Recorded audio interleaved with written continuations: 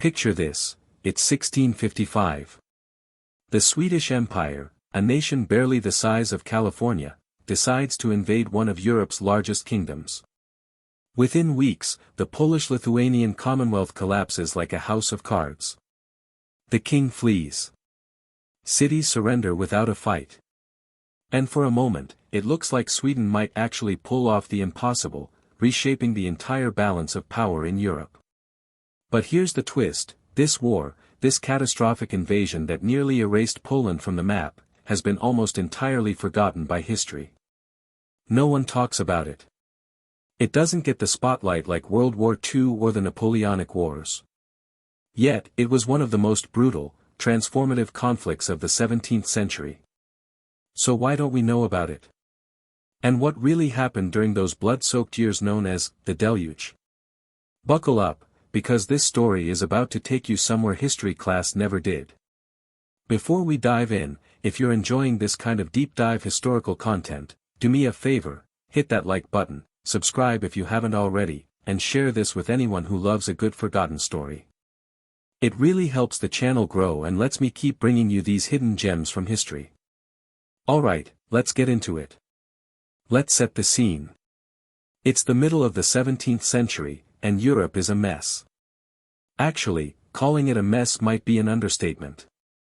The 30 Years' War has just ended in 1648, leaving the continent economically devastated, politically fractured, and paranoid. Millions are dead. Entire regions are depopulated. And in the aftermath, every kingdom, every principality, every ambitious ruler is looking for an opportunity to grab what they can. Now, in this chaotic landscape, two powers stand out in Eastern and Northern Europe. First, there's the Polish-Lithuanian Commonwealth, one of the largest states in Europe at the time. We're talking about a massive territory stretching from the Baltic Sea down to the Black Sea. On paper, it looks impressive. But here's the problem, size doesn't always equal strength. The Commonwealth is what you'd call a noble republic. The king isn't an absolute monarch. Instead, he's elected by the nobility, and those nobles, oh boy, they guard their freedoms jealously. They have the right to veto any legislation they don't like. Yes, you heard that right. One noble could paralyze the entire government with a single veto. It's called the liberum veto, and while it sounds democratic in theory, in practice, it's a recipe for political gridlock. So you've got this enormous country that's incredibly difficult to govern. The army is underfunded. The central government is weak. And the nobility? They're more interested in protecting their own estates than in building a cohesive national defense. It's like trying to run a modern corporation where every manager has the power to shut down the whole company. Chaos.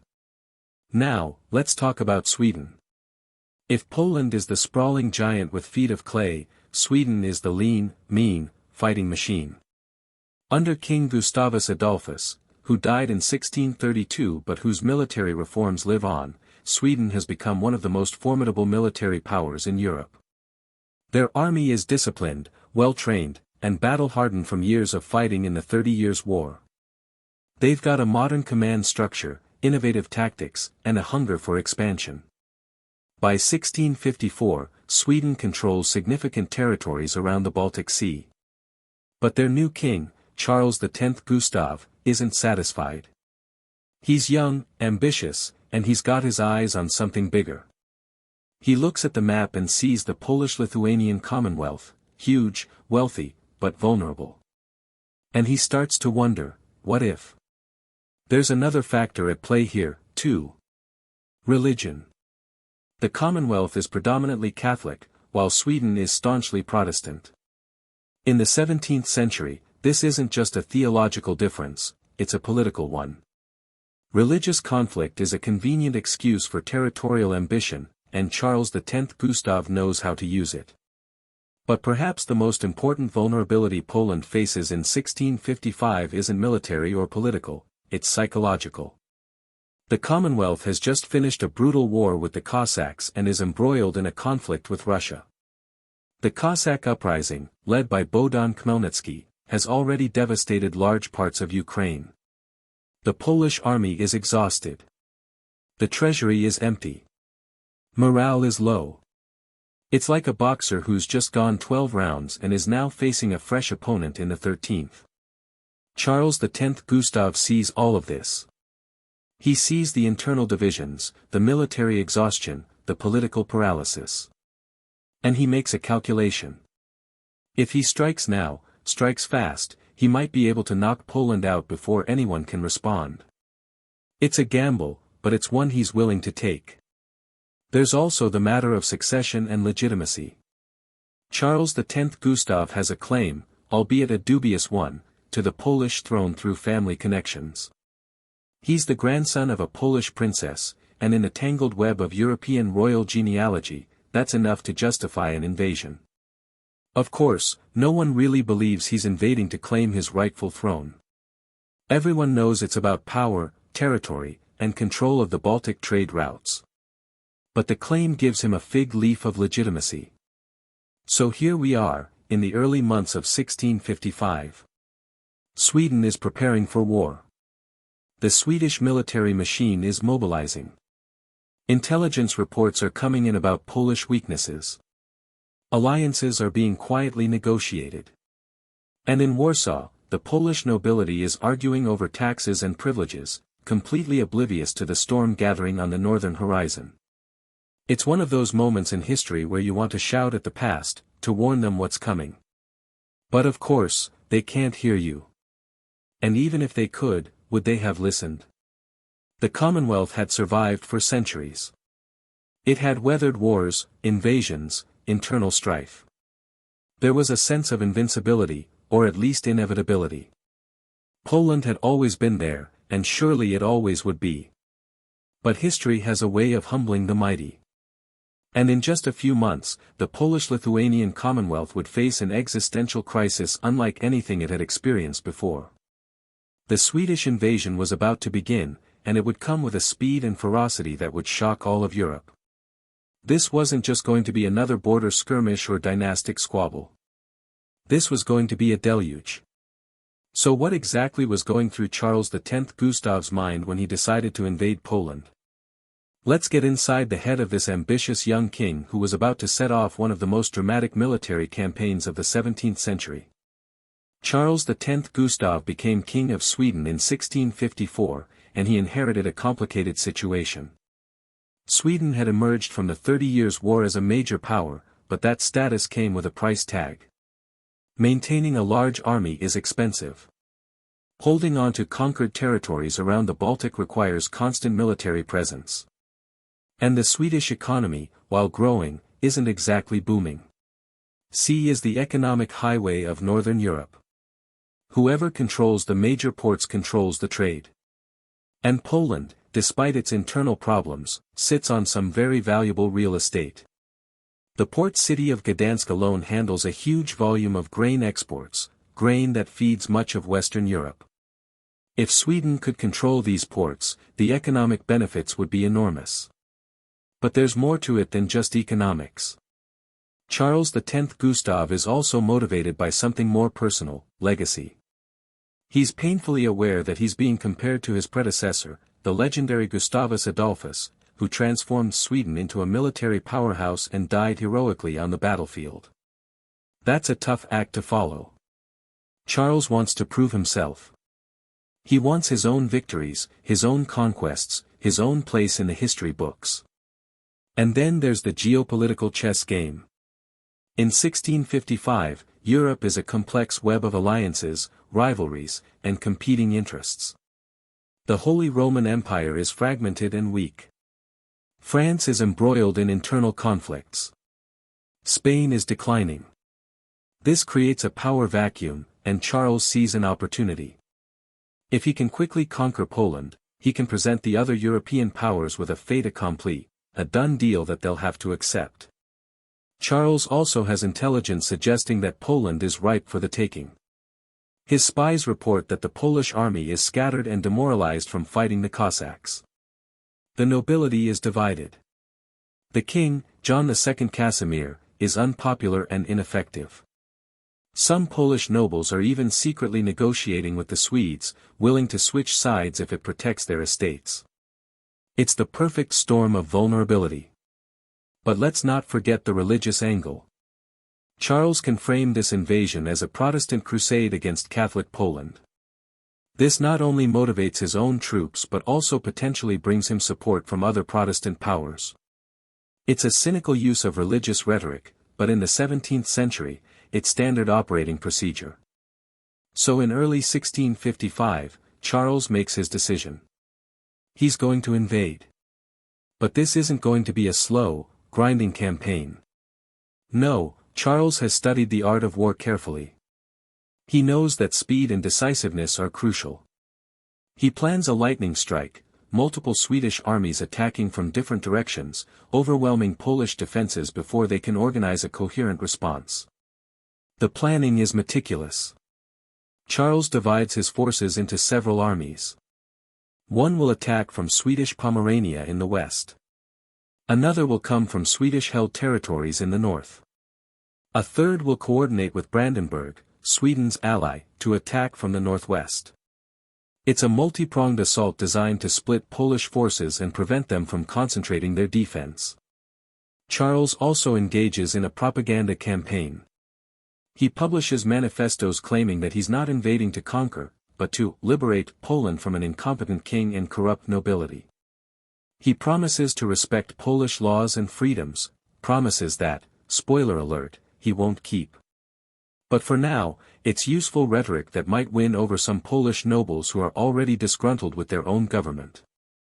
There's also a diplomatic dimension.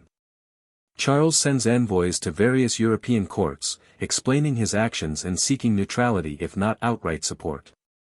He's particularly concerned about Russia, which is also at war with Poland.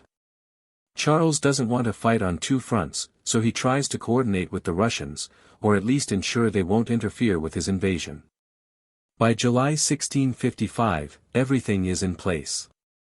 The Swedish armies are mobilized, supplied, and ready to move.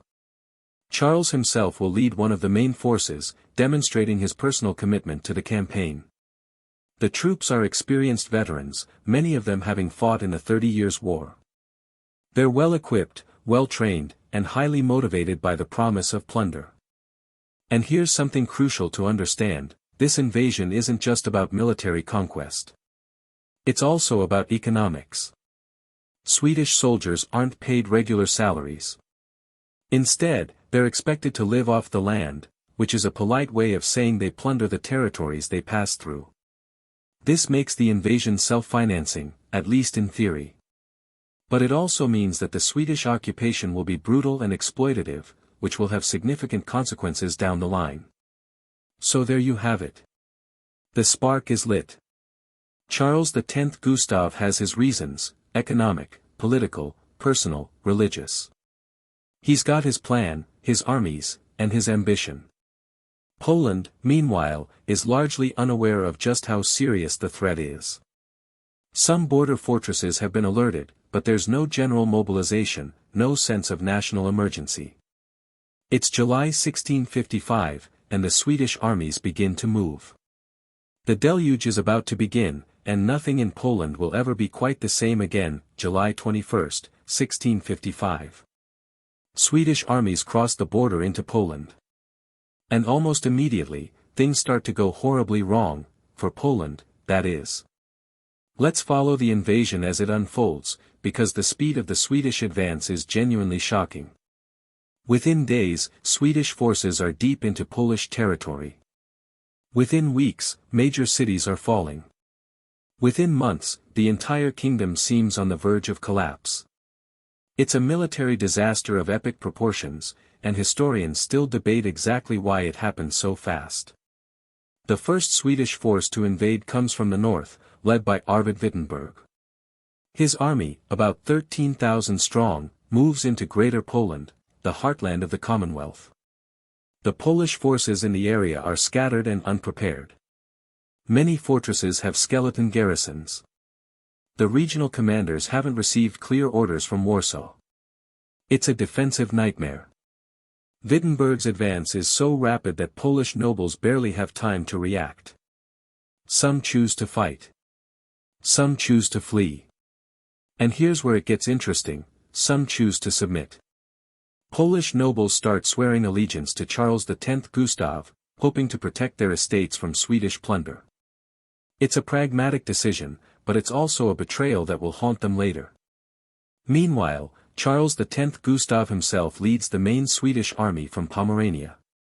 His force is even larger, around 17,000 men, and it's the cream of the Swedish military. These are veteran soldiers, many of whom served under famous commanders during the 30 Years' War. They move with discipline and speed, covering distances that seem impossible for a 17th-century army. The Polish military response is fragmented and ineffective. Part of the problem is geography. The Commonwealth is enormous, and communication is slow. By the time news of the invasion reaches Warsaw, Swedish forces are already dozens of miles inside Polish territory. By the time orders are sent out to mobilize troops, the Swedes have already taken key positions. But there's also a deeper problem, command structure. The Polish military doesn't have a unified command. Different magnates control different armies, confusion about who should command the defense, where forces should concentrate, and what strategy should be pursued. It's chaos. The first major engagement happens near Ujcie in late July. A Polish force under the command of Krzysztof Opolinski confronts Wittenberg's advancing army. On paper, it should be a significant battle. In reality, it's a disaster. The Polish cavalry, normally formidable, is poorly coordinated. The infantry is outnumbered and outgunned.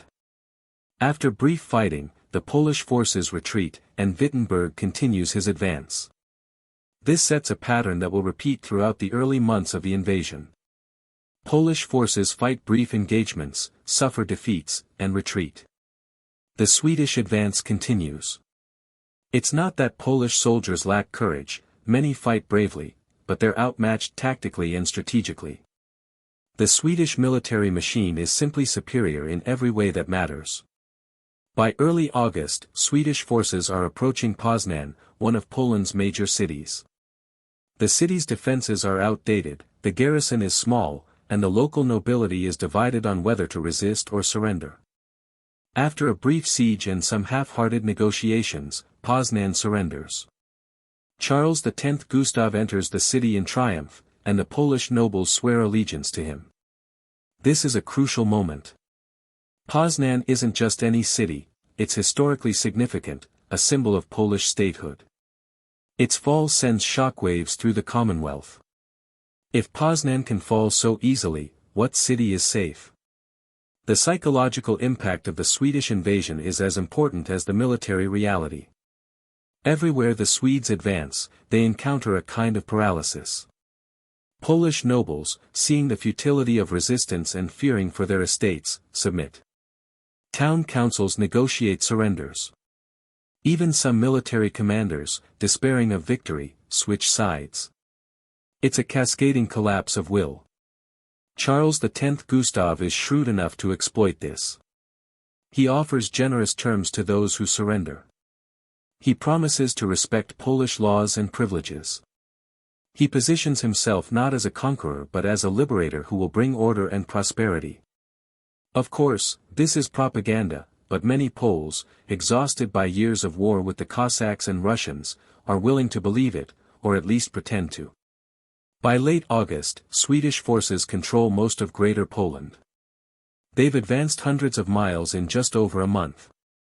Casualties have been relatively light, not because there's no fighting, but because so many Polish forces surrender or retreat without major battles. It's a textbook example of operational-level warfare, where maneuver and psychology are as important as firepower. Meanwhile, in Warsaw, panic is setting in. King John II Casimir and his advisors are receiving increasingly desperate reports. The Swedes are advancing on multiple fronts. Polish armies are disintegrating. Nobles are defecting. And there's no clear plan for how to stop it. Some advisors urge the king to flee to the eastern provinces, where loyal forces might regroup. Others argue for making a stand in Warsaw, turning the capital into a fortress and rallying the nation. Still others suggest negotiating with Charles X Gustav, seeking terms that might preserve some degree of Polish autonomy. John II Casimir is paralyzed by indecision. He's not a military man. He's not even particularly political. He became king somewhat reluctantly, and now he's facing the greatest crisis in Polish history. And the terrible truth is, he's not up to the challenge. The Swedes are coming, and Poland is falling apart. September 1655. 2 months into the invasion, and the unthinkable is about to happen. Warsaw, the capital of the Polish-Lithuanian Commonwealth, is about to fall. And it's going to fall without a major battle. Let me paint the picture. Charles X Gustav's army is approaching Warsaw from the west. The city's defenses are medieval, old walls that might have been impressive in the 15th century but are basically obsolete against modern artillery. The garrison is small and poorly supplied. And crucially, the king and the nobility are having a very serious debate about whether defending the city is even worth it. Here's the problem: Warsaw in 1655 isn't like Paris or London. It's not an ancient, symbolic heart of the nation. It's relatively new as a capital, only officially designated as such in 1596. Many Polish nobles still consider Krakow the true capital, the historic seat of Polish kings. So there's less emotional attachment to defending Warsaw than you might expect. John II Casimir is receiving conflicting advice. Some advisors argue that abandoning the capital will be a propaganda disaster, a sign of weakness that will encourage more defections. Others point out that the military situation is hopeless. If they try to defend Warsaw with inadequate forces, they'll lose the army and the capital. Better to retreat, preserve what forces they have, and fight another day. On September 8, the king makes his decision. He's going to abandon Warsaw. The royal treasury is packed up. Important documents are loaded onto wagons. And John II Casimir, along with his court and whatever loyal troops remain, begins a retreat to the southeast, toward the Lithuanian provinces. The news spreads through Warsaw like wildfire. The king is fleeing. For ordinary residents, this is a terrifying moment. What will happen when the Swedes arrive? Will there be fighting? Plunder? Massacres? The city is gripped by panic. On September 30, Charles X Gustav's army reaches Warsaw. There's no battle. There's barely even a skirmish. The city fathers, led by the mayor, ride out to negotiate surrender. Charles receives them graciously and promises that the city will be spared if it submits peacefully. The Swedes enter Warsaw in an orderly fashion, and Charles X Gustav takes up residence in the royal castle. It's a stunning humiliation for Poland. The capital has fallen, and the king is a fugitive. But Charles isn't done. He knows that to truly control Poland, he needs to take Krakow, the historic capital. Krakow is where Polish kings were crowned for centuries. It's the symbolic heart of the nation, home to Wawel Castle and the tombs of Polish royalty. If Charles can take Krakow, he can claim to be the legitimate ruler of Poland. In early October, Swedish forces begin marching south toward Krakow. The city is defended by a larger garrison than Warsaw had, and the fortifications are better. But the psychological blow of Warsaw's fall has been devastating. Polish morale is at rock bottom. Defections are mounting. And the commander of Krakow's garrison is facing the same terrible calculus that Warsaw faced: fight and probably lose everything, or surrender and hope for mercy. The Swedish army arrives outside Krakow on October 17. Charles sends envoys to demand surrender, promising the same generous terms he offered to other cities. Inside Krakow, there's furious debate. Some want to resist. Others argue it's futile. The garrison commander defects. The governor of Krakow Castle, seeing which way the wind is blowing, secretly opens negotiations with the Swedes. On October 19, before any serious fighting begins, Krakow surrenders. Charles X Gustav enters Krakow in triumph. He walks through the same halls where Polish kings were crowned. He stands in Wawel Cathedral, surrounded by the tombs of Polish monarchs. It's a deliberate piece of theater, designed to show that he is now the master of Poland. Some nobles even approach him about formally recognizing him as king, though Charles, for now, prefers to style himself as protector of Poland rather than outright king. It gives him flexibility. By the end of October 1655, just 3 months after the invasion began, the Swedes control most of western and central Poland. Warsaw has fallen. Krakow has fallen. The king is in exile. Major nobles are swearing allegiance to Charles. From a military and political standpoint, it looks like the war is over and Sweden has won. But here's the thing about occupations: winning the territory is one thing. Holding it is another. And the Swedish occupation is already sowing the seeds of resistance. Swedish soldiers, unpaid and living off the land, are plundering Polish towns and villages. They're requisitioning food, horses, supplies.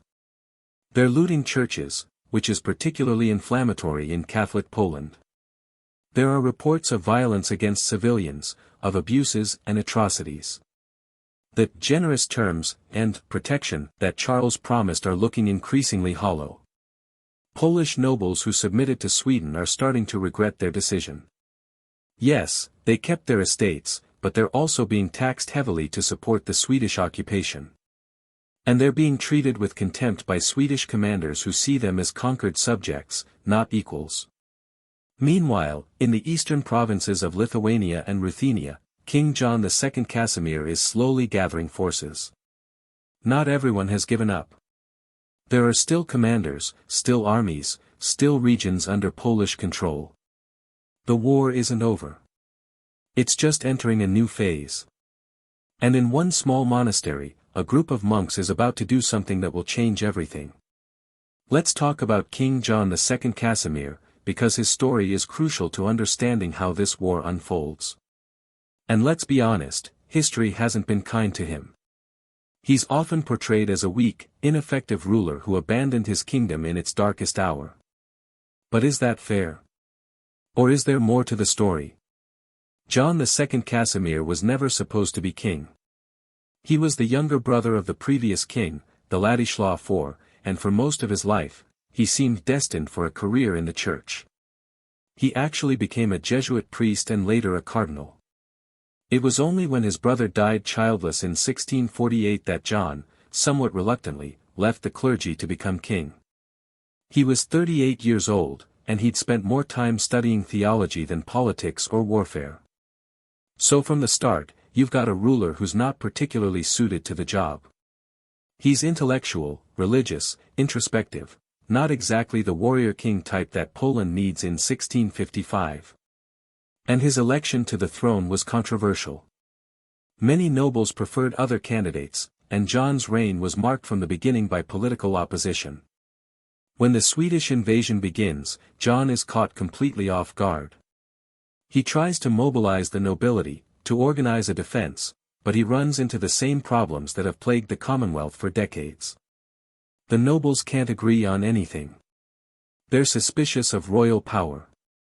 They refuse to fund an adequate army. Some are already negotiating with the Swedes behind his back. And then Warsaw falls, and John makes the decision that will define his reputation: he flees. Now, let's be clear about what happens. John doesn't just panic and run.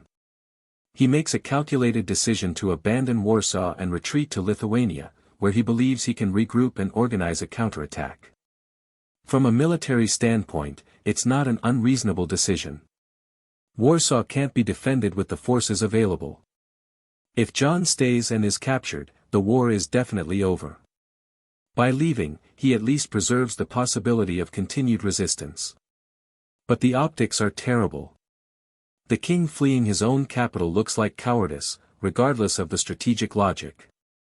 And in the propaganda war that follows, the Swedes and their Polish collaborators exploit this mercilessly.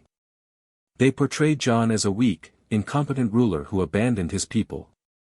They contrast him with Charles X Gustav, who leads his armies personally and projects an image of strength and decisiveness. John's flight takes him first to the southeast, toward the city of Lublin, and then further east into Lithuania. It's a grueling journey through territories ravaged by war. Roads are clogged with refugees. Cities are closing their gates to everyone, fearing Swedish advance. And John's entourage, courtiers, soldiers, clergy, servants, is growing desperate. There are moments during this flight that are almost surreal. At one point, John's party is so short of supplies that the king himself has to sleep in peasant huts. The royal treasury is running low. Some of his advisors abandon him, either defecting to the Swedes or simply going home to protect their estates. It's a king on the run, stripped of power and dignity. By late 1655, John has reached Lithuania, and he's trying to rally support.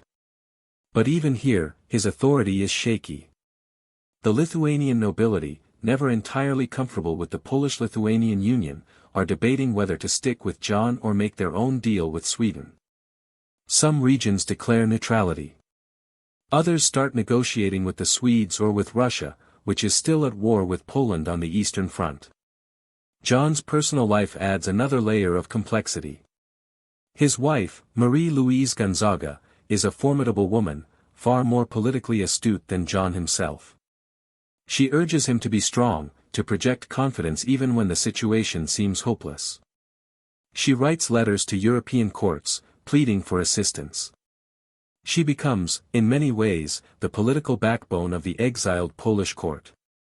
But here's the thing, John is also undergoing a personal transformation during this crisis. The flight, the humiliation, the near collapse of his kingdom, it's forcing him to confront his own weaknesses. And slowly, something shifts. The passive, reluctant king begins to find a kind of stubborn determination. He starts to see the Swedish invasion not just as a political crisis but as a spiritual one, a test of faith, a call to defend Catholic Poland against Protestant invaders. This religious framing becomes increasingly important. John leans heavily on the clergy to rally support. He positions himself as a defender of the faith, a king chosen by God to save Poland from heresy. It's not entirely cynical, John genuinely believes this, but it's also politically useful. In Catholic Poland, religious rhetoric can mobilize forces he can. The army is small, maybe 10,000 men, but it's something. More importantly, reports are coming in of growing unrest in Swedish-occupied territories. Peasants are attacking Swedish supply columns. Nobles who submitted to Sweden are having second thoughts. There's a sense that the occupation might not be as stable as it looks. John starts to believe that maybe, just maybe, he can turn this around. He's no longer the panicked king fleeing Warsaw. He's becoming something else, a symbol of resistance, a rallying point for those who refuse to accept Swedish domination. The question is, will it be enough? November 1655. While King John II Casimir is regrouping in the east, something extraordinary is happening in a small town called Częstochowa in southern Poland. And this something is going to change the entire course of the war. Częstochowa is home to the Jasna Góra Monastery, one of the most important religious sites in Poland. The monastery houses the Black Madonna, an icon of the Virgin Mary that's revered across Catholic Poland. It's a pilgrimage site, a spiritual center, a place of deep religious significance. And in late 1655, it's about to become a fortress. The monastery is defended by a garrison of about 170 soldiers under the command of a minor noble named Stefan Czarniecki, along with about 70 monks led by the monastery's prior, Augustin Kordecki. That's it. Roughly 240 men defending a monastery with medieval walls against the might of the Swedish army. In early November, a Swedish force of about 3,000 men arrives outside Jasna Góra and demands surrender. The Swedish commander, a general named Burchard Muller, isn't particularly worried. He's been sweeping through Poland for months, and every fortress, every city, every stronghold has either surrendered immediately or fallen quickly. He expects this monastery to do the same. Prior Kordecki receives the Swedish demand and does something unexpected, he refuses. Flat out refuses. He sends back a message that Jasna Góra will never surrender to Protestant invaders. It's a declaration that stuns the Swedes. This is just a monastery. These are monks and a small garrison. What are they thinking? But here's what's happening. Kordecki understands something that the Swedes don't. This isn't just about military strategy. This is about symbolism. Jasna Gora represents the soul of Catholic Poland. If it falls, if the Black Madonna is captured or desecrated, the psychological impact will be devastating. But if it holds, if this tiny garrison can resist the mighty Swedish army, it will be a sign, a miracle even, that Poland can fight back. On November 18, the Swedish siege begins. Muller positions his artillery and begins bombarding the monastery walls. The Swedes have cannons, military engineers, experienced soldiers. They should be able to take this place in days. But the defenders fight with desperate courage. Every Swedish assault is repelled. The monks and soldiers work through the night to repair damaged walls. They ration food and water strictly. They pray constantly. The sound of hymns and prayers echo through the monastery even as cannons roar. Days turn into weeks. The Swedes try everything. They attempt to mine the walls, digging tunnels to plant explosives. The defenders discover the tunnels and collapse them. The Swedes try night assaults, thinking they can scale the walls under cover of darkness. The defenders are ready and drive them back. The Swedish artillery keeps firing, but the old medieval walls, thick and solid, absorb the punishment. Muller is growing increasingly frustrated. His army is sitting outside a monastery, unable to take it. It's embarrassing. It's demoralizing. And worse, news of the siege is spreading. Across occupied Poland, people are hearing that Jasna Gora is holding out. Messengers are slipping through Swedish lines, carrying reports of the defense. And those reports are inspiring others. Inside the monastery, conditions are grim. Food is running low. Ammunition is depleting. Some defenders are wounded. But Prior Kordecki is a remarkable leader. He keeps morale high through a combination of religious fervor and practical organization. He gives speeches, leads prayers, and personally inspects the defenses. He writes a detailed chronicle of the siege, a document that will later become one of the most important historical sources for this period. By late December, the siege has lasted over a month. Muller makes one final, desperate assault. He throws everything at the monastery walls: infantry, cavalry, artillery barrage. The fighting is intense. Swedish soldiers reach the walls, even breach a small section. For a moment, it looks like the monastery will fall. But the defenders hold. In hand-to-hand fighting on the walls, the Polish soldiers and monks drive the Swedes back. It's brutal, bloody combat, but when the sun sets that day, Jasna Gora is still in Polish hands. On December 26, Muller makes a decision. He lifts the siege. The Swedish army withdraws, leaving Jasna Gora unconquered. It's a stunning humiliation for the Swedes and an electrifying victory for Poland. The impact of Jasna Gora's defense cannot be overstated. Across Poland, the news spreads like wildfire. The monastery held. The monks defeated the Swedish army. The Black Madonna protected her people. Whether you attribute it to military skill, divine intervention, or sheer luck, the result is the same: Poles suddenly believe that resistance is possible. Prior Kordecki becomes a national hero. Stefan Czarniecki's name spreads throughout the country. And King John II Casimir, still in exile, seizes on this moment. He issues proclamations calling on all Poles to follow the example of Jasna Gora. He declares the Virgin Mary the Queen of Poland and promises to rebuild the nation under her protection. It's powerful symbolism that resonates deeply in Catholic Poland. The monastery that wouldn't surrender becomes the spark that ignites a national uprising. Polish nobles who had submitted to Sweden start to reconsider.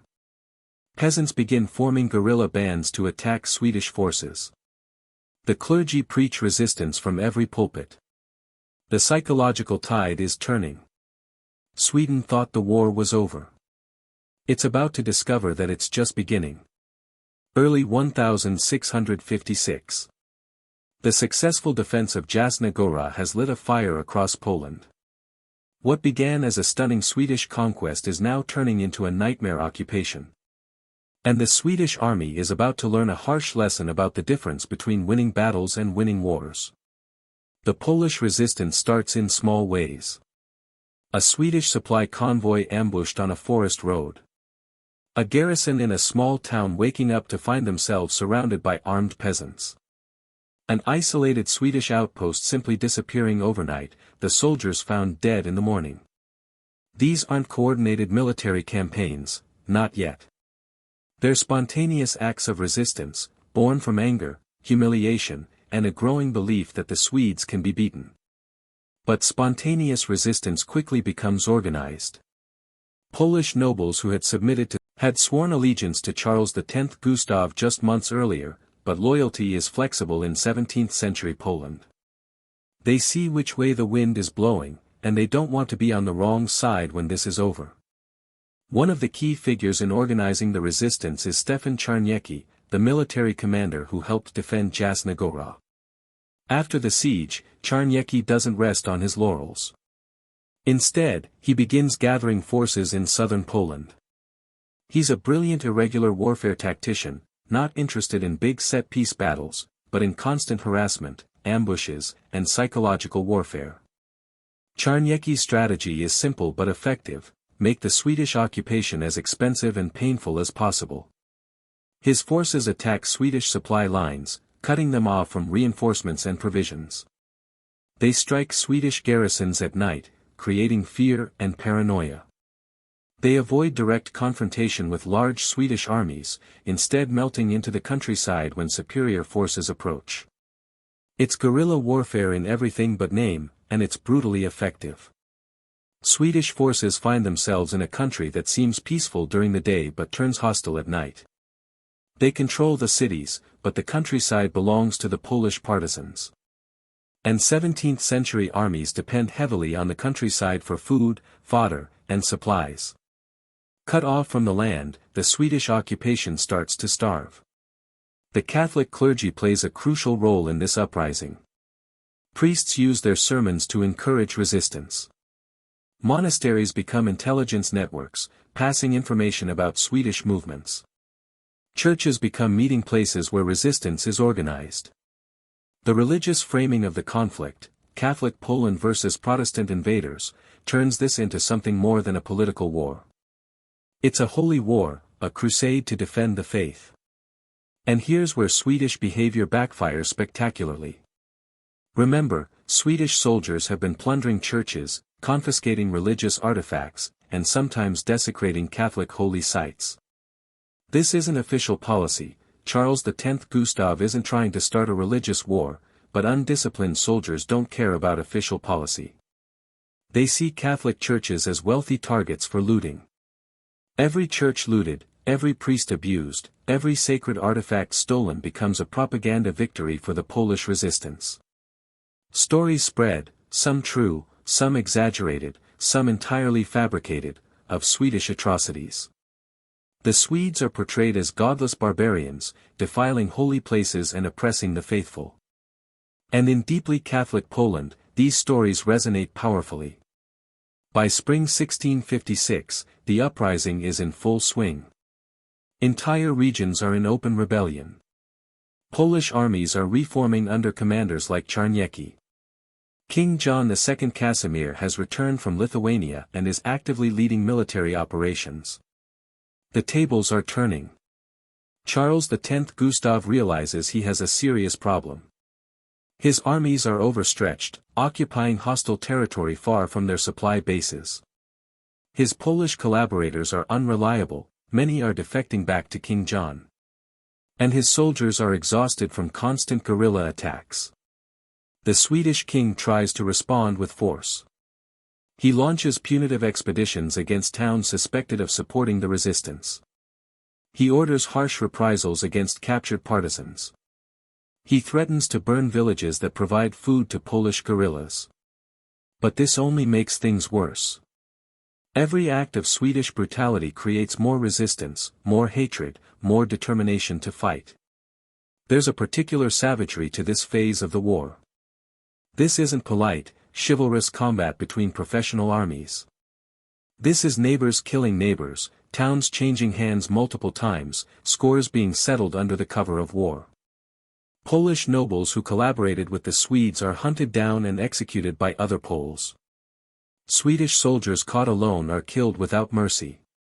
Villages suspected of harboring partisans are burned by the Swedes. It's vicious, personal, and increasingly uncontrolled. The winter of 1656 to 1657 is particularly brutal. Swedish forces, struggling to find food and shelter, commit increasingly desperate acts of plunder. Polish resistance fighters, operating in small bands, launch attacks even in the depths of winter. Thousands of soldiers on both sides die from exposure, disease, and starvation as much as from combat. Charles X Gustav attempts several major offensives to crush the uprising, but he's fighting a kind of war that his army isn't designed for.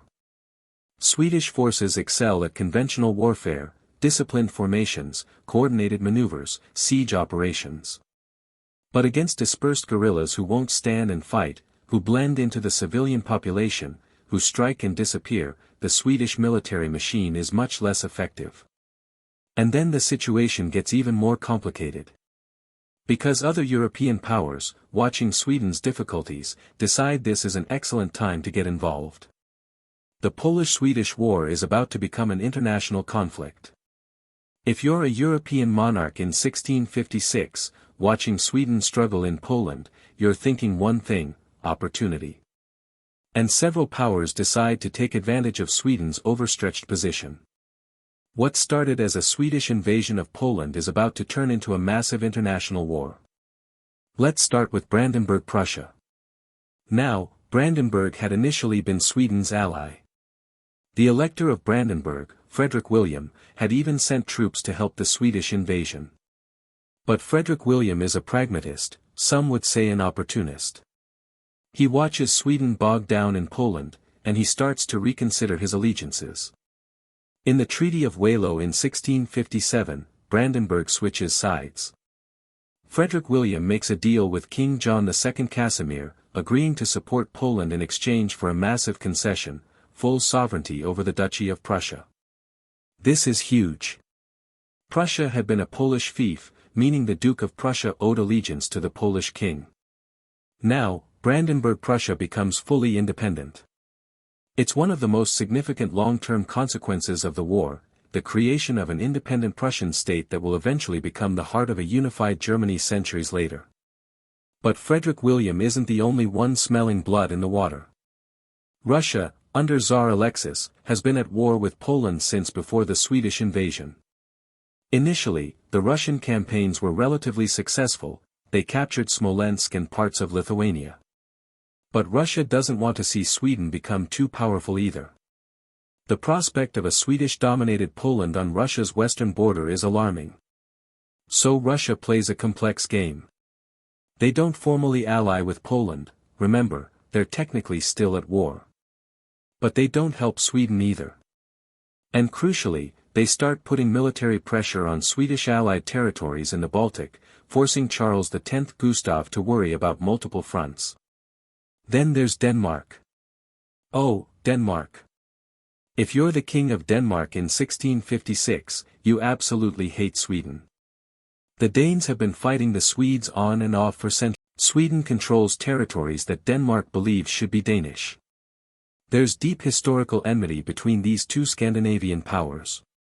When Denmark sees Sweden tied down in Poland, struggling with guerrilla warfare and running low on resources, the Danish king, Frederick III, decides to strike. In June 1656, Denmark declares war on Sweden. Danish forces attack Swedish territories in northern Germany and threaten Sweden itself. It's an existential threat to Charles X Gustav's position. Charles is forced to make a desperate decision. He leaves a portion of his army in Poland to maintain the occupation and takes the main Swedish force north to deal with Denmark. This is exactly what the Polish resistance hoped for, the Swedish military presence in Poland is reduced, giving Polish forces more breathing room. The Danish War becomes one of the most dramatic episodes of the entire conflict. Charles X Gustav, facing a potential Danish invasion of Sweden itself, takes an enormous gamble.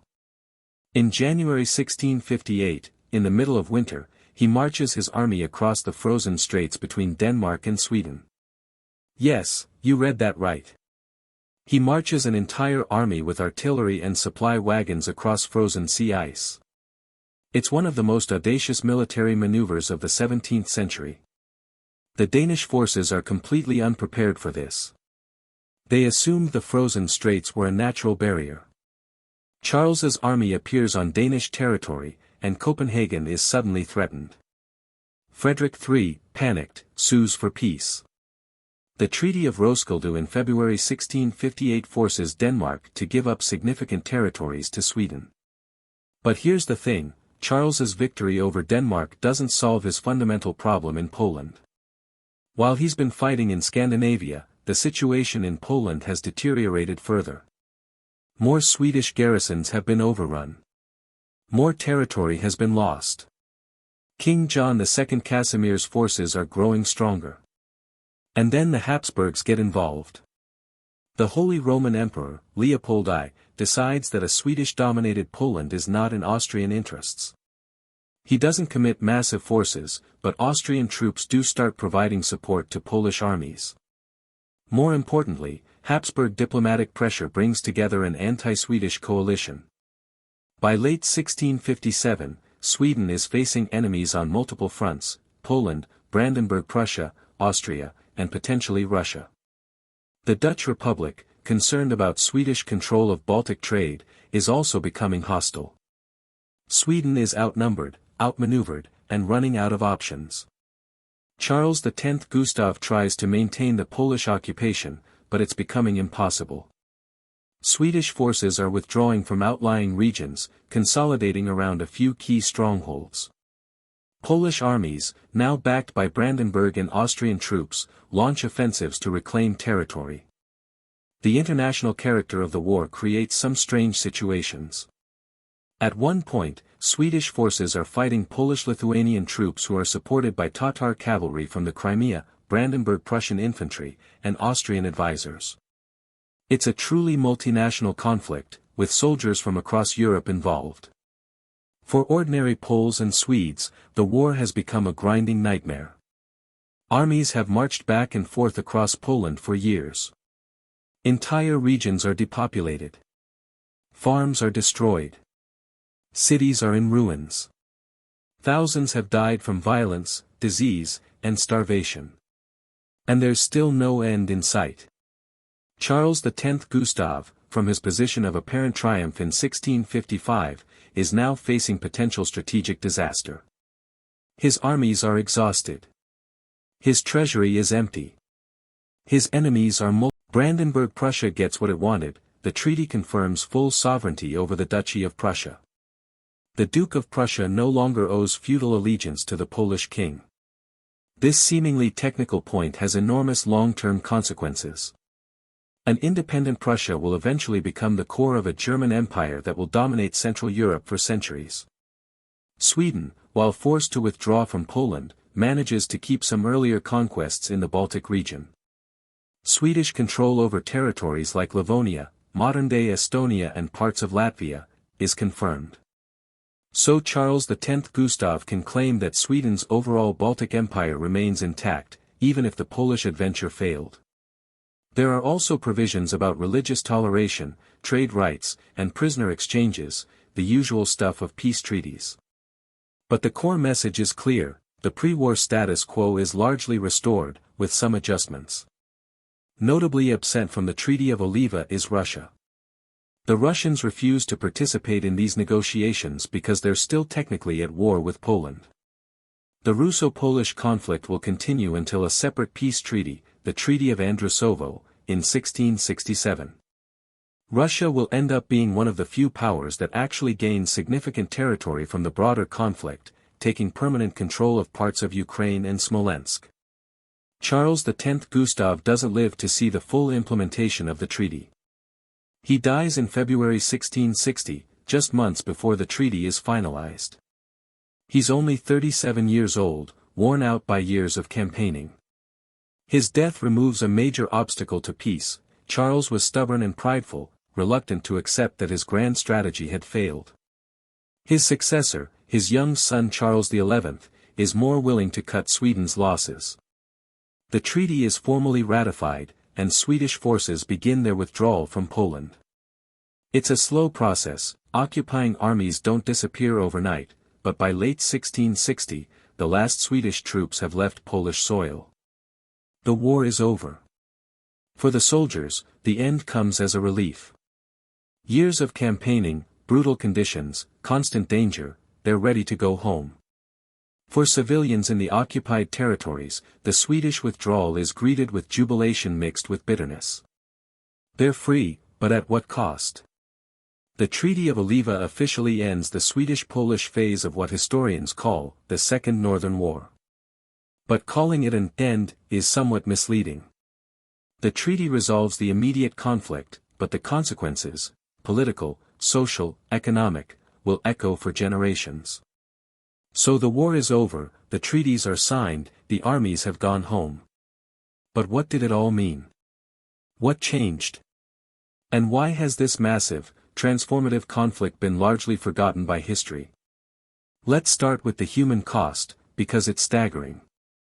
Estimates vary, but historians believe that the Polish-Lithuanian Commonwealth lost somewhere between a quarter and a third of its population during the deluge. We're talking about millions of people, killed in fighting, massacred in occupations, dead from disease and starvation, or simply vanished through displacement and exile. To put that in perspective, the population loss from the deluge is comparable, percentage-wise, to what Poland suffered in World War II. It's a demographic catastrophe. Entire regions are depopulated. Cities that were thriving centers of trade in 1655 are ruins by 1660. The economic infrastructure is shattered. The physical destruction is immense. Thousands of villages have been burned. Castles and fortifications are demolished. Churches and monasteries, many of them centers of culture and learning, are destroyed or looted. Libraries are burned. Art is stolen or destroyed. We're talking about an incalculable cultural loss. Economically, Poland never fully recovers. Before the deluge, the Commonwealth was one of the major grain exporters to Western Europe. That trade is disrupted during the war and never fully rebounds. The Baltic ports, so crucial to Polish commerce, are damaged. Merchant networks are destroyed. It will take generations to rebuild, and in some cases, the rebuilding never fully happens. Politically, the war exposes the fatal weaknesses of the Polish-Lithuanian Commonwealth. The liberum veto, the system where any noble can paralyze the government, proves catastrophic during a national emergency. The lack of a strong central authority, the inability to raise and maintain a standing army, the tendency of nobles to put regional interests above national survival, all of these problems are highlighted by the deluge. And here's the cruel irony: Poland learns these lessons but can't implement the necessary reforms. After the war, there are attempts to strengthen royal power, to reform the military, to make the government more effective. But the nobility resists. They see the war as a temporary crisis, not a fundamental indictment of their political system. The reforms largely fail, and Poland remains structurally weak. This matters because Poland's neighbors notice. Russia, Brandenburg-Prussia, and Austria see that the Commonwealth can be invaded, occupied, and nearly destroyed. They see that Polish defenses are inadequate and Polish politics are paralyzed. And they file this information away for future use. A century later, those three powers will partition Poland, erasing it from the map entirely. The deluge, in many ways, is the prelude to that final catastrophe. Sweden, meanwhile, has its own reckoning. The Polish adventure doesn't bankrupt Sweden, but it does reveal the limits of Swedish power. Charles X Gustav's dream of a Swedish empire dominating the Baltic is shown to be unsustainable. Sweden lacks the population, the economy, and the resources to maintain such an empire long-term. The subsequent decades see Sweden gradually declining as a great power, culminating in devastating defeats in the Great Northern War in the early 18th century. Brandenburg Prussia, as we mentioned, is the quiet winner. The full sovereignty over Prussia gained in the Treaty of Oliva is the foundation for the future Prussian kingdom and, eventually, the German Empire. The Elector Frederick William uses this independence to build a strong, centralized state with an effective army. Prussia becomes a model of military efficiency and state power, characteristics that will define German history for centuries. Russia, too, benefits. While not a direct party to the Treaty of Oliva, Russia's wars with Poland during this period result in permanent territorial gains. The balance of power in Eastern Europe shifts decisively in Russia's favor. Poland, weakened and traumatized, becomes less able to resist Russian influence. The stage is set for Russian domination of the region. So why is this war forgotten? Several reasons. First, it happens in the wrong part of Europe. Western European historians have traditionally focused on events in France, Britain, Spain, and the Holy Roman Empire. Events in Poland and just before the deluge began, is more famous. The Great Northern War, a few decades later, is also better known. The deluge falls in between, lost in the shuffle. Third, Poland's later history, particularly the partitions in the late 18th century, tends to dominate historical memory. When people think of Polish tragedy, they think of the partitions or World War II. The deluge, equally traumatic, gets overlooked. Fourth, there's a lack of memorable narratives. The 30 Years' War has Gustavus Adolphus and Wallenstein. The Great Northern War has Charles XII and Peter the Great. The deluge has, who, exactly? Charles X. Gustav dies young and isn't particularly memorable. King John II Casimir is seen as weak. There's no single, charismatic figure who captures the imagination. But for those who study it, the deluge is a fascinating, tragic, and important event. It's a story of hubris and collapse, of resistance and resilience, of how quickly a great power can fall and how stubbornly a people can fight back. It's also a reminder that history is full of forgotten wars, forgotten tragedies, forgotten turning points. The fact that something is forgotten doesn't mean it wasn't significant. Sometimes, the most important events are the ones we've stopped talking about. And maybe, just maybe, that's worth remembering. That if you made it this far, thank you for sticking with me through this deep dive into one of history's forgotten conflicts. The deluge is a story that deserves to be remembered, not just for the drama and the tragedy, but for what it teaches us about power, resistance, and the fragility of nations. If you enjoyed this, please consider liking this video, subscribing to the channel, and sharing it with anyone